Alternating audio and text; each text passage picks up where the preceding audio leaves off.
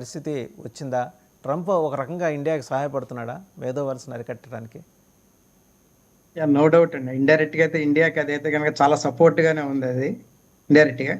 ఇంకోటి ఏంటంటే ఇప్పుడు ట్రంప్ ఏం తగ్గించట్లేదండి. 65,000 బిఎస్ఎస్ అలాగే ఉన్నాయి. అవి కథ మన ట్రాఫిక్ పెరిగింది అంతే. ఓకే. దానివల్ల డోర్ బస్సెస్ పెరిగింది కానీ బిఎస్ఎస్ అలాగే ఉన్నాయి. బిఎస్ఎస్ అక్కడ ఏం తగ్గించలేదు. అవన్నీ అలాగే ఉన్నాయి. జాబ్స్ కూడా అన్ని అలాగే ఉన్నాయి. కాకపోతే మన ట్రాఫిక్ పెరిగింది. ఇక్కడ కూడా ఏంటంటే మనం ఇప్పుడు ఆంధ్ర తెలంగాణ చూస్తున్నాం కాబట్టి మనది ఎక్కువ. ఇక్కడ మన దగ్గర మన స్టడీస్ మీద ఎక్కువ కాన్సన్ట్రేట్ చేస్తారు మన వాళ్ళంతా. ఎక్కువ స్టడీస్ పైకి వెళ్ళాలి, కంపారిజన్స్ అమెరికా వెళ్ళాలి, డాలర్ సంపాదించాలి, ఇక్కడ 4 ఎకరాలు కొనుక్కోవాలి, అక్కడ 10 ఒక 4 బెడ్రూమ్ ఇల్లు కొనుక్కోవాలి, మ్యారేజ్ చేసుకోవాలి, ఇట్లా మన కాలం ఉంటుంది అనమాట. ఇది the same thing is not there throughout India. కొంతమందికి they want to go only for businesses, కొంతమంది they want to go only for agriculturals, కొంతమంది సరదాగా డబ్బులు సంపాదించుకొని ఇక్కడికి వచ్చి ఎంజాయ్ వెళ్ళిపోతూ ఉంటారు. సో అది మిక్స్ అండ్ మ్యాచ్. మనకి అది మన ఇండియాలో సమ్ టాప్ టు బాటమ్ కాసి ఇటు కన్యాకుమారికి వచ్చేసరికి ఒక్కొక్క రాష్ట్రంలో ఒక్కొక్కటి ఇది డామినేట్ చేస్తూ ఉంటుంది అక్కడ. కొంతమంది అటు బీహార్ అటు సైడ్ ఉన్న వాళ్ళు డైరెక్ట్ ఇప్పుడు అంత సార్ చెప్పినట్టుగా ఇజ్రాయెల్ వెళ్తున్నారు వర్కర్స్ లాగా. ఇంతకుముందు మనకు ఎప్పుడు తెలిసింది అంటే ఇట్లాగా వలస కార్మికులు ఈ మన కోవిడ్ అప్పుడు మనకు బాగా అర్థమైంది. ఇప్పుడు మన బ్యాక్ వెళ్ళటానికి సోను సూద్ లాంటి వాళ్ళు ఎంత హెల్ప్ చేశారు, ఎంతమంది బ్యాక్ వెళ్ళిపోయారు అలా వలస కార్మికులు. అలాగే ఇప్పుడు మన ఇండియా నుంచి కూడా అటు ఇజ్రాయెల్కి, చైనాకి, అటు ఎక్కడ దొరికితే అక్కడికి వెళ్ళిపోతూ ఉంటారు మన వాళ్ళు. ఏదో మినిమం, ఎందుకంటే వాళ్ళ స్థాయి నుంచి ఇంకొక స్థాయి పైకి వెళ్ళటానికి ఎప్పుడు ట్రై చేసి అదే ఉంటుంది అది. సో దానివల్ల మనకి ఇండియాకి అయితే కనుక there is no any problem అండి. ఇంకొక విషయం ఇది దానికి వస్తే, just I want to continue that manufacturing that made in India. అది జస్ట్ ఒక పాయింట్. అక్కడ గవర్నమెంట్ సైడ్ నుంచి అక్కడ మన ప్రజల అభివృద్ధి అంటే కూడా మన ప్రజలు Indian this population, so they wanted to grow more. అంటే they are not looking much for the government side. ఇటు ఎడ్యుకేషన్ కానీ, బిజినెస్ కానీ, లేకపోతే సమ్ అగ్రికల్చర్లో కానీ. So they want to grow more, వాళ్ళు కానీ వాళ్ళ నెక్స్ట్ జనరేషన్స్ కానీ. గవర్నమెంట్ నుంచి వచ్చేది కొంచెం తగ్గుంది అది. ఇప్పుడు సర్వీస్ ఇండస్ట్రీ కూడా ఏంటంటే మన జనాలు బాగా నేర్చుకొని government is following in most of the cases government is following the people. అరే పీపుల్ ఇంతమంది ఉన్నారు కాబట్టి మనం చెయ్యాలి, ఇలా కొత్త అది స్కిల్ డిపార్ట్మెంట్ అని అవన్నీ తీసుకురావాలి అని అక్కడ వచ్చింది. అయితే యాజ్ ఎ మ్యానుఫ్యాక్చరింగ్గా ఉంటే ఏంటంటే అది సస్టైనబిలిటీ ఎక్కువ ఉంటుంది. ఇవన్నీ సర్వీస్ ఇండస్ట్రీ ఇది పాలపొంగులాగా వస్తుంటుంది అన్నమాట. అది ఎంతకాలం ఉంటుంది అనేది we don't know. Ups and downs చాలా ఎక్కువ ఉంటాయి సర్వీస్ ఇండస్ట్రీస్కి. బట్ వేరేజ్ మ్యానుఫ్యాక్చరింగ్ అయితే కాన్స్టెంట్ గ్రోత్ ఉంటుంది అన్నమాట. సో మన గవర్నమెంట్స్ కూడా మ్యానుఫ్యాక్చరింగ్ మీద ఇంకొంచెం ఎక్కువ గ్రోత్ పెడుతూ ఉంటే కనుక డెఫినెట్గా మనకి ఇది ఇటు అమెరికా వెళ్ళాలి, ఇటు కెనడా వెళ్ళాలి అనే జాస తగ్గడానికి అవకాశాలు చాలా ఎక్కువ ఉంటాయండి.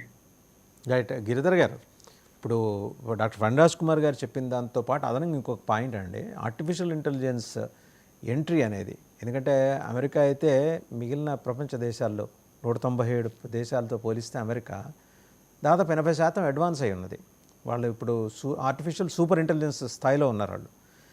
అదే గనక పూర్తి స్థాయిలో అన్ని రంగాలకి విస్తరిస్తే క్రమేపీ అవకాశాలు పడిపోతాయి కదా. అప్పుడు ఇక్కడి నుంచి మరి భారత్ నుంచి స్టూడెంట్స్ వెళ్ళటం, లేకపోతే వెళ్ళే ప్రయత్నం చేయటం, F1లు, ఫర్దర్గా దాని మీద డిపెండ్ అయ్యే H1B కోసం ఉద్యోగాల వేట, ఇవన్నీ జరిగే అవకాశాలు ఉన్నాయా? ఎందుకంటే ఆర్టిఫిషియల్ ఇంటెలిజెన్స్ మీద 2 కోణాలు, 2 పార్శ్వాలు, 2 వాదనలు వినిపిస్తున్నాయి. అద్భుతమైన ఉపాధి అవకాశాలు క్రియేట్ అవుతాయి, లేదు అసలు మనిషినే తినేస్తుంది ఆర్టిఫిషియల్ ఇంటెలిజెన్స్, రెండో వాదన. అందుకని చూడాలి రాబోయే రోజుల్లో ఆర్టిఫిషియల్ ఇంటెలిజెన్స్ ఏ దిశగా వెళ్తుందో చూడాలి. యాక్చువల్గా ఇది ఎకనామికలీ వైబుల్ కాదు. ఈ చాట్ జీపీటీ ఇవన్నీ కూడా కొలాప్స్ అవుతాయని చాలా మంది చెప్తున్నారు. ఎందుకంటే వాళ్ళు ఎంత ఖర్చు పెడుతున్నారో అంత వాళ్లకు రిటర్న్స్ రావట్లేదు దాన్ని. కాబట్టి క్రమేపీ కొంతకాలానికి ఎకనామిక్సే దీన్ని కంప్లీట్గా పక్కన పెట్టేస్తాయని చెప్పి ఒక వాదన ఉంది. అంటే ఉద్యోగ అవకాశాలకు సంబంధించి పక్కన పెట్టినా కానీ కూడా economically this is not viable. మీరు ఖర్చు పెట్టే ఖర్చుకిను మీకు వచ్చేటువంటి ఆదాయాలకి పొంతన లేదు, కాబట్టి ఇది సస్టైనబుల్ కాదు అని కొంతమంది విశ్లేషకులు చెప్తున్నారు. ప్రస్తుతానికి దీన్ని ఆర్టిఫిషియల్ ఇంటెలిజెన్స్ అనేది ఒక చిన్న భాగం మాత్రమే, ఒక చిన్న మొక్కనే. ఎమర్జింగ్ టెక్నాలజీస్ అంటున్నాం. చాలా టెక్నాలజీస్ వస్తాయి. వచ్చిన టెక్నాలజీ అంతా కూడాను సమాజంలో సక్సెస్ అవుతుందని మనం అనుకోవడానికి వీల్లేదు. కొన్ని ఉంటాయి, కొన్ని పోతాయి, మళ్ళీ కొత్త రూపంలో కొన్ని వస్తాయి. ఇవన్నీ కూడాను మార్పులు అన్నవి సహజం. మార్పులు ఎలా ఉన్నా కానీ కూడా మానవాళి వాళ్ళ జీవన శైలి కోసం, వాళ్ళు బతకడానికి కోసం ఏదో ఒక విధంగా వాళ్ళు సర్వైవ్ అయ్యేటువంటి మార్గాలు చూసుకుంటారు. కాబట్టి గతంలో మనం చూసాం, మనం ఏదో మనకు ఏంటి మనం ఏమంటారంటే ఎస్టీడీ బూతులు ఉండేవి, ఎస్టీడీ ఐఎస్డి బూతులు ఉండేవి మొత్తం దేశం నిండా. ఇంట్లో ఎస్టీడీలు ఉండేవాళ్ళు, అక్కడ వెళ్ళి చేసుకునేవాళ్ళం, లేదా ఎవరన్నా మన అమెరికాలో బంధువులు ఉన్నారంటే వాళ్ళకి ఐఎస్డి నుంచి చేసేవాళ్ళం. ఇటువంటివన్నీ ఉండేవి. ఈ రోజు ఏమైంది? వాళ్ళు పోయారు, వాళ్ళు ఉద్యోగాలు పోయి వాళ్ళంతా రోడ్డు పడి అడుగు తింటున్నారా? లేదు కదా. సమాజం అనేది మెటమార్ఫోసైజ్ అవుతుంది. మా చిన్నప్పుడు మా చిన్నాన్నలు, మా అత్తలు, అంటే వాళ్ళు మాకంటే ఒక జనరేషన్ ముందర ఉన్నటువంటి వాళ్ళందరూ కూడా టైపింగ్ హయ్యర్ లేదా మనకు షార్ట్ హ్యాండ్ హయ్యర్ చేస్తే కనుక కట్నాలు ఇచ్చి వాళ్ళు పెళ్లిళ్ళు చేసేవాళ్ళు వాళ్ళ పిల్లలకి. ఈరోజు ఎక్కడుంది అవన్నీ?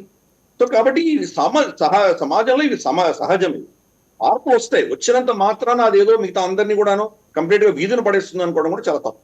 ట్రాన్స్లేషన్ లో కొంత ఇబ్బందులు ఉంటాయి, కానీ అల్టిమేట్ గా మనకు సమాజం వాళ్ళు ఎలా బతకాలో వాళ్ళకి తెలుసు. దాని ప్రకారం అన్ని మార్పులు తప్పకుండా సమాజంలో వస్తాయి.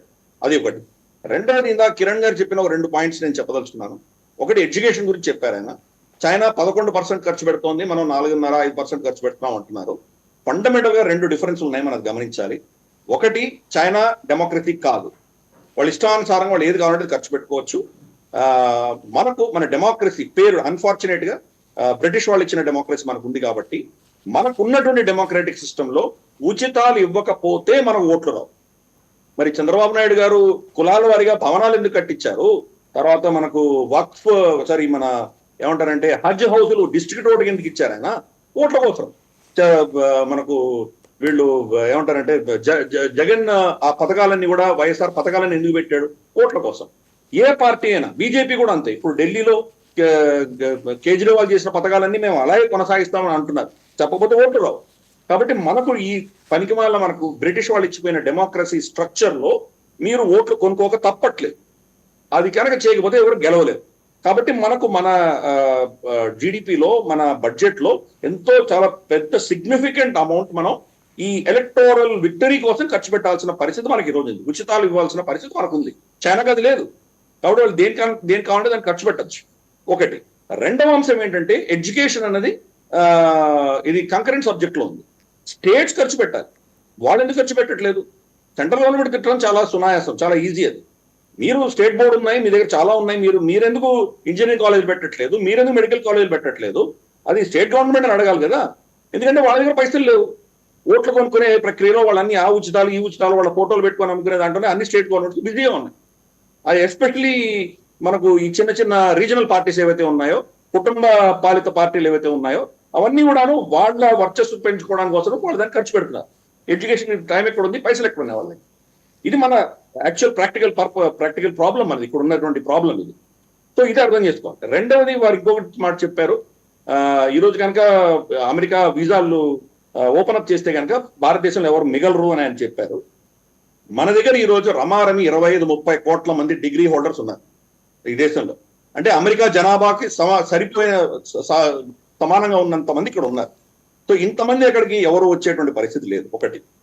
రెండు, గతంలో వెళ్లే వాళ్ళు 15-20 సంవత్సరాలు 30 సంవత్సరాల క్రితం వెళ్ళినటువంటి వాళ్ళు ఇక్కడ ఉన్నటువంటి పరిస్థితి ఆధారంగా ఇంకా అమెరికా తప్పితే మనకి ఏమీ లేదు అనుకున్నటువంటి రోజులు అలా ఉన్నాయి. ఇప్పుడు అలా కాదు. ఇందాక కిరణ్ గారే చెప్పారు, ఆయన సతీమణికి ఏదైనా ప్రాబ్లమ్స్ వస్తే భారతదేశానికి వచ్చి మెడికల్ టూరిజం మళ్ళీ వెనక్కి వస్తున్నారు. సో అప్పటి భారతదేశానికి ఇప్పటి భారతదేశానికి చాలా చేంజెస్ ఉన్నాయి. కాబట్టి ఇప్పుడు ఇక్కడికి వస్తేనే మనకు ఎవరైనా పెద్దలు ఉన్నారు, పెద్దలకి మనకి వాళ్ళకి ఏదైనా చూసుకునే వాళ్ళు కావాలి, ఇక్కడ మనకి ఏదైనా కొంచెం సపోర్ట్ స్ట్రక్చర్ ఉండాలి అంటే కనుక అమెరికాలో చాలా ఎక్స్పెన్సివ్. మీరు సోషల్ సెక్యూరిటీ నెట్ లోనో ఇన్సూరెన్స్ లోనో లేరంటే కనుక మీరు తట్టుకునేటువంటి పరిస్థితి లేదు. కాబట్టి అటువంటి పరిస్థితుల్లో మళ్ళీ ఇక్కడికి రావాల్సిందే. ఇది రెండవ అంశం. మూడవ అంశం ఏంటంటే, కిరణ్ తుమ్మల గారు కానీ లేదా మనకు ఫణిరాజ్ కుమార్ కానీ ఇటువంటి వారు ఎవరైనా కానీ అక్కడ సెటిల్ అయినటువంటి వాళ్ళు, అమెరికన్ సిటిజన్షిప్ ఉన్నటువంటి వాళ్ళు 2 తరాలు 3 తరాలు 4 తరాల తర్వాత కూడా వాళ్ళు భారతీయులుగా పరిగణించబడతారు. దీనికి ఉదాహరణ మనం ఎక్కడ చూస్తున్నామంటే, మనకు ఆఫ్రికాలో చూసాం. ఉగాండాలో 3 తరాలుగా అక్కడే పుట్టి పెరిగినటువంటి కుటుంబాలని ఓవర్ నైట్ ఇడి అమీన్ తీసి పక్కన బయటపడేశాడు. మొన్న రీసెంట్ గా ఒక 2-3 సంవత్సరాల క్రితం సౌత్ ఆఫ్రికాలో జూలు ట్రైబ్ ఇతన్ని జేకబ్ జూమాని అరెస్ట్ చేసినందుకు ఆ గుప్తా బ్రదర్స్ కనెక్షన్ తోటి భారతీయుల మీద విపరీతమైన దాడులు చేశారు. వాళ్ళు భారతీయులు కాదు, వాళ్ళు సౌత్ ఆఫ్రికన్స్. వాళ్ళకి అసలు భారతదేశంలో వాళ్ళు ఎప్పుడు కూడా జన్మలో ఎప్పుడు ఒకసారి కూడా రాలేదు. అక్కడే పుట్టికి పెరిగినటువంటి వాళ్ళు, 4వ తరం 5వ తరం వాళ్ళు. కానీ వాళ్ళ మీద దాడులు జరిగినాయి. వాళ్ళు గన్నులు తీసుకొని బయటకు వచ్చి నిలబడాల్సిన పరిస్థితి అక్కడ వచ్చింది. సో అక్కడి నుంచి విస్థాపితులైనటువంటి వాళ్ళు చాలా మంది ఉన్నారు. కాబట్టి ఈ విషయం అర్థం చేసుకోవాలి. మనం ఎక్కడ భారతీయులు అటువంటి ఫ్యాసిస్ట్ రేసిస్ట్ భావజాలం ఉన్నటువంటి దేశాలలో ఎప్పటికీ మనం భారతీయులుగా ఉంటాం. మన పాస్పోర్ట్ మారినా కానీ, మీ ఇన్వెస్ట్మెంట్స్ అని ఇక్కడి నుంచి అక్కడ పెట్టుకున్నా కానీ కూడా ఎప్పుడైనా మీరు టార్గెట్ అయ్యేటువంటి ప్రమాదాలు ఉన్నాయి. అది అర్థం చేసుకోవాలి. 100% మనం అమెరికన్స్ అవ్వలేము, ఎప్పటికీ అవ్వలేము. సరే, ఏదో మనకి ఇచ్చినట్టు ఏదో కమలా హారిస్ లాంటి వాళ్ళు ఎవరో కొన్ని పదవులు వచ్చినా ఉండొచ్చేమో, కానీ ఈ రోజు దాకా నల్ల జాతి వాళ్ళనే వాళ్ళు డైజెస్ట్ చేసుకోలేదు. మన పరిస్థితి ఏంటి?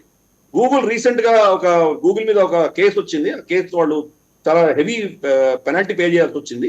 అదేంటంటే మీరు తెల్ల జాతి వాళ్లకు, తర్వాత ఏషియన్స్ అంటే భారతీయులు, వీళ్ళిద్దరికే ఐటీ రంగంలో మీరు అంటే మీ గూగుల్లో ఉద్యోగాలు ఎక్కువ ఇస్తున్నారు, వీళ్ళకే జీతాలు ఎక్కువ ఇస్తున్నారు. ఇది బ్లాక్ మా జాతికి సంబంధించిన వాళ్ళ పట్ల విచక్షణ జరిగింది అని కేసు వేస్తే గూగుల్ దీనికి ఫైన్ కట్టాల్సి వచ్చింది. సో మీరు అర్థం చేసుకోండి, మీరు whether you like it or not, అక్కడికి వెళ్తే మీరు నల్ల జాతి వాళ్ళ, తెల్ల జాతి వాళ్ళ, ఏషియన్సా అన్నది మీరు ఎప్పుడు తప్పించుకోలేరు. అఫీషియల్ గా దీనికి వ్యతిరేకంగా చాలా ఉద్యమాలు జరగచ్చు, వాళ్ళ చట్టాలు ఉండొచ్చు, కానీ అల్టిమేట్ గా కింద సమాజంలో మనం చూస్తే కనుక ఇది రియాలిటీ ఉంది. 4వ తరం నాకు ఏం సంబంధం, భారతదేశంతో ఏం సంబంధం లేదు అన్నా కానీ you're still treated as an Indo American or whatever it is. Okay, తెల్లజాతి వాడు గ్రీస్ నుంచి వచ్చి ఉండొచ్చు, ఇటలీ నుంచి వచ్చి ఉండొచ్చు, కానీ వాడిని ఇటాలియన్ అమెరికన్ అనరు, లేదా గ్రీక్ అమెరికన్ అనరు, వాడిని అమెరికన్ అంటారు. ఇప్పుడు డొనాల్డ్ ట్రంప్ ఎవరైనా అతను ఎక్కడి నుంచో ఐర్లాండ్ నుంచి, జో బైడెన్ ఐర్లాండ్ నుంచి వచ్చాడు, ఐరిష్ అమెరికన్ అంటున్నారు, ఎవరు అనట్లేదే. కానీ కమలా హారిస్ ని మాత్రం, లేదా రో ఖన్నానో, వీళ్ళనందరినీ ఇండో అమెరికన్స్ అంటున్నారు. ఈ విషయం అర్థం చేసుకోవాలి. మీరు అక్కడ సెనేటర్లు అయినా, ప్రెసిడెంట్లు అయినా కానీ కూడా ఆ ఇండియా ట్యాగ్ నీ నుంచి పోదు. కాబట్టి ఈ రిస్క్ ఉంటుంది, మీ పిల్లలు కానీ మీ ఎవరికైనా కానీ ఈ రిస్క్ అన్నది ఉంటుంది. కాబట్టి వెళ్ళిన వాళ్ళు సరే, వాళ్ళు సుఖంగా ఉండాలి, సంపన్నులుగా ఉండాలని మనం కోరుకుందాం. భారత సంస్కృతిని అక్కడ మనం గొప్పగా చాటి, అక్కడ కూడా ఈ భారత సంస్కృతిని అక్కడ స్థాపించే దిశగా వీళ్ళు పనిచేయాలని మనం కోరుకుందాం. కానీ ఈ విషయం గుర్తుపెట్టుకోవాలి, మీ పాస్పోర్ట్ మారినంత మాత్రం మీలో ఉన్నటువంటి భారతీయత మారదు. మిమ్మల్ని భారతీయులుగానే ట్రీట్ చేస్తారు వాళ్ళు, ఎన్ని తరాలైనా ట్రీట్ చేస్తారు. కిరణ్ గారు, అంటే ఒక different observation and astonishing observation Giridhar మావిడి గారు చెప్పింది.